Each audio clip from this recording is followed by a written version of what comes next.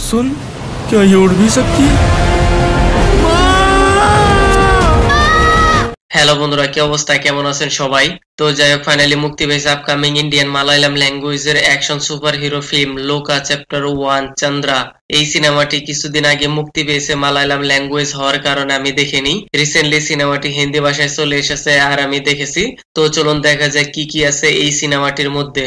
ভাই সাহেব, এইরকম অল্প বাজেটে 30 কারোরের মধ্যে এইরকম সুপার হিরো সিনেমা খুব কমই দেখতে পাওয়া যায়, তাও আবার প্রেজেন্টেশনের মামলায় কোনো কিছুর কমি খুঁজে বের করতে পারবেন না। ইন্ডিয়ান সিনেমায় সুপার হিরো ফিল্ম খুব কমই রয়েছে, লিটারেলি, তাও আবার লেডি সুপার হিরো তা তো নেই বললেই চলে।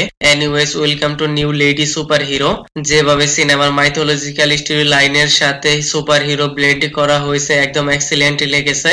সিনেমার স্টোরি যেখানে একটি মেয়ে, তার অপোজিট উইন্ডোতে রয়েছে একটি ছেলে যার ক্রাশ এই মেয়েটি। লেকিন মেয়েটি কি নর্মাল নাকি সুপার পাওয়ার ওয়ালা এই সব কিছু সে জানে না। লেকিন হঠাৎ একদিন তার পাওয়ার সম্পর্কে সবকিছু জেনে যায়, কি জন্য সে এসেছে, তার পারপাস কি, এই সব কিছু সিনেমার মধ্যে সুন্দরভাবে স্ক্রিন প্লে করা হয়েছে। কিন্তু সিনেমার অপোজিটে ভিলেন অ্যাঙ্গেল তেমন একটা স্ট্রং দেখতে পাওয়া যায়নি। অর্গান ট্রাফিকিং এর কথা বলা হয়েছে, ওই সবও দেখতে পাওয়া যায়নি। তো কই বাত নেই, সিনেমার মধ্যে যেভাবে চন্দ্রাকে প্রেজেন্টেশন করা হয়েছে একদম সুপার এক্সিলেন্ট লেগেছে। তার এই রুলে যতটুকু পোটেনশিয়াল দরকার সবকিছু একদম পারফেক্ট দেখতে পাওয়া গেছে। কিভাবে তার মাঝে সুপার পাওয়ার এলো এই সব কিছু ফ্ল্যাশব্যাক স্টোরির সাথে প্রেজেন্টেশন করা হয়েছে। তার সাথে সিনেমার মধ্যে বহুত সারে অ্যাক্টরদের ক্যামিও রয়েছে। তবিনো থমাস এক্সটেন্ডেড ক্যামিও, দুলকর সালমানের ক্যামিও, ইভেন সুবিন শাহিরের ক্যামিও রয়েছে। এদের ক্যামিওর ফলে সিনেমার স্টোরি লাইন আরো গ্রিপিং লেগেছে।